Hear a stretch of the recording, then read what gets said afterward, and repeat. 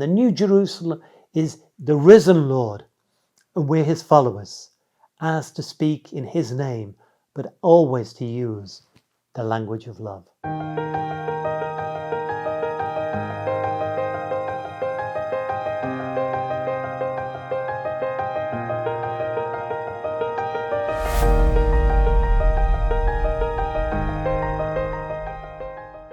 Hello.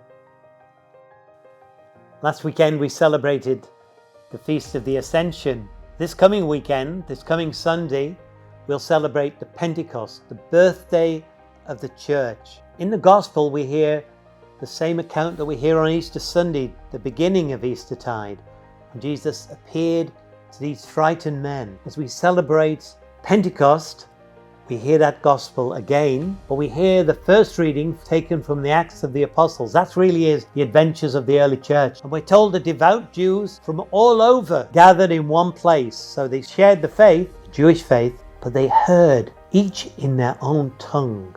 And that is the frightened men who were transformed by experiencing the risen Lord. So how on earth could they hear if they didn't know all these languages? Because they were speaking from the heart of God for all his people. The listeners heard.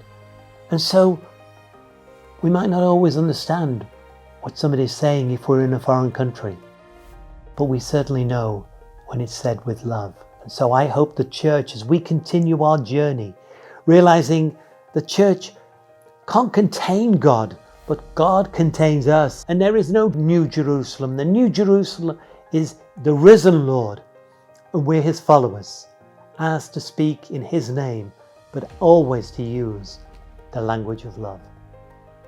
Keep safe. Happy birthday.